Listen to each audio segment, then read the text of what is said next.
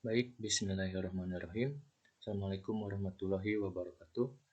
Perkenalkan, kami dari kelompok 1 yang beranggotakan 3 orang, yaitu Ninda Ayu Nurfadilah, dan saya Rizky Ahmad Fauzi, dan Salsabila Fauziah Idris.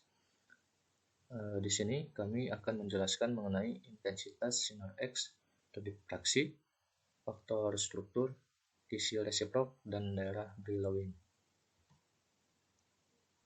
Langsung saja untuk materi yang pertama, mengenai intensitas sinar X terdiffraksi akan dijelaskan oleh saya sendiri. Nah, yang pertama, sini kita ingat kembali mengenai sinar X ya. Nah, sinar X itu sudah kita pelajari pada mata kuliah fisika modern, mana sinar X merupakan salah satu bentuk radiasi elektromagnetik.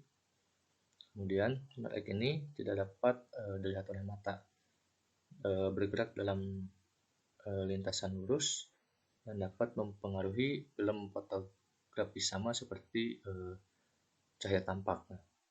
Kemudian sinar X ini juga memiliki daya tembus lebih tinggi daripada cahaya tampak dan dapat menembus tubuh manusia, kayu, beberapa lapis logam tebal. Nah, ini juga kita dapat kita ketahui ya, contoh dari penggunaan sinar X itu sendiri untuk misalkan di dalam dunia medis untuk melihat beberapa tulang yang patah ya, misalkan jadi kita menggunakan sinar X untuk mengetahui susunan tulang yang patah itu sendiri. Nah, kemudian sinar X juga dapat digunakan untuk membuat gambar bayangan sebuah objek pada film fotografi atau radiograf. Nah, selanjutnya, sinar X merupakan gelombang elektromagnetik dengan energi E sama dengan Hf, atau bisa juga E sama dengan Hc per lambda. Nah, untuk orde panjang gelombang sinar X ini yaitu berkisar antara 0,5 sampai 2,5 angstrom. Nah, kenapa ini angstrom? Karena sinar X ini yaitu jenis radiasi dengan panjang gelombangnya itu yaitu 10⁻⁻10 ya, sehingga satuannya itu angstrom. Nah, untuk letaknya itu sendiri di sini yaitu di antara sinar ultraviolet dan sinar gamma. Nah, ini untuk satuannya yaitu angstrom dan juga bisa juga X unit ya, atau XU, dimana 1 KXU itu adalah 1000 XU itu sama dengan 1,00210 angstrom. Nah, selanjutnya yaitu diffraksi sinar X. Nah, untuk diffraksi itu sendiri sudah kita pelajari juga ya dari waktu SMA, di mana diffraksi itu merupakan pembelokan arah rambat cahaya. Nah, untuk diffraksi sinar X itu sendiri itu merupakan suatu teknik yang digunakan untuk mengidentifikasi adanya fasa kristalin di dalam material-material benda dan serbuk.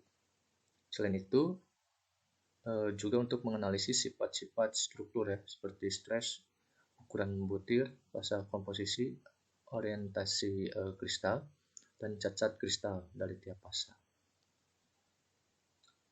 Metode ini menggunakan sinar X yang terdiffraksi seperti sinar yang direfleksikan dari setiap bidang. Nah, jadi kita lihat dari gambar di sini, di mana dari tabung sinar X ini pancarkan sinar X yang masuki kristal. Nah, oleh kristal ini yaitu sinar tersebut diffraksikan sehingga nampak di film fotografi ini. Nah,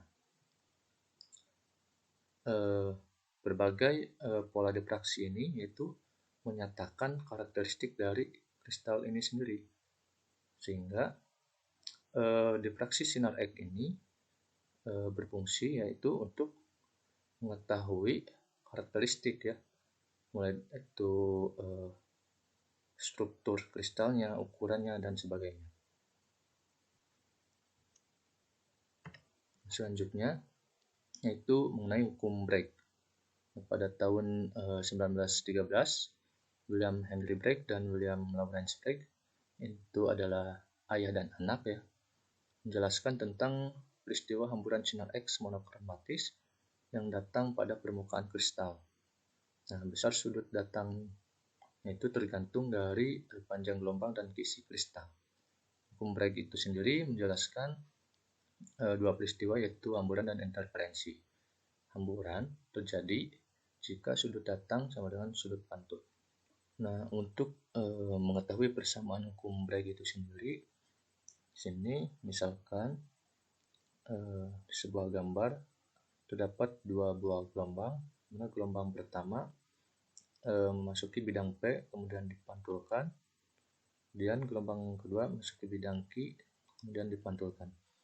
Nah, kita lihat di sini panjang gelombang yang pertama dan kedua itu memiliki panjang lintasan yang berbeda ya, dimana panjang gelombang yang kedua itu lebih panjang daripada panjang lintasan yang pertama. Nah, untuk mengetahui selisih panjang gelombang yang kedua dan yang pertama ini, kita tinggal masukkan ke rumus N lambda sama dengan SQ plus QT ya, mana N lambda itu adalah jumlah gelombang yang memasuki bidang, kemudian sama dengan SQ di sini tambah QT. Nah, kita perhatikan ini merupakan bentuknya itu adalah segitiga ya, segitiga dan segitiga. Nah, sehingga untuk menentukan sin theta yaitu sama dengan sin theta sama dengan SQ per DHKL ya, atau SQ itu sama dengan DHKL sin theta. Nah, kemudian untuk kita-nya juga nih sama ya, dimana sin itu kan kita per DHKL, atau kita sama dengan DHKL kali sin theta, sehingga nilai N lambda itu sama dengan, tinggal dijumlahkan, jadi 2 DHKL sin theta. Nah, HKL ini sendiri yaitu merupakan indeks Miller ya, indeks Miller yang menunjukkan kisi bidang ini. Jadi nanti H-nya itu berapa, K-nya berapa, dan L-nya itu berapa. Dan untuk syarat hukum Bragg itu yang pertama, panjang gelombang sinar X itu harus lebih kecil dari harus lebih kecil dari jarak antar bidang. Yang kedua yaitu N adalah order harus berupa bilangan bulat ya, 1, 2, 3, dan seterusnya. Kemudian nilai sin tidak melebihi 1, artinya yaitu theta harus lebih dari 0 dan kurang dari pi per 2.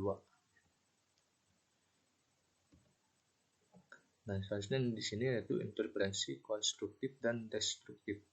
Nah, kita perhatikan kembali di sini, ketika ada dua sumber yang saling superposisi di sini, maka akan terjadi interferensi. Mana interferensi itu ada konstruktif dan destruktif. Untuk konstruktif itu sendiri adalah interferensi yang saling menguatkan. Jadi misalkan sebuah gelombang itu dalam fase yang sama seperti pada gambar A ini, maka ini akan menghasilkan interferensi maksimum ya. Ini kita lihat fasenya sama, sehingga di sini untuk amplitudenya kita tinggal tambahkan jadi 2A, sehingga diperoleh interferensi maksimum. Dan berbeda pada gambar yang kedua di sini, yaitu fasenya itu berbeda ya, sehingga di sini akan saling melemahkan atau interferensi destruktif. Nah, sehingga hasil akhirnya itu dalam amplitudenya yaitu jadi 0 ya. Oke, untuk materi selanjutnya akan dijelaskan oleh pemateri berikutnya. Sekian dari saya. Wassalamualaikum warahmatullahi wabarakatuh.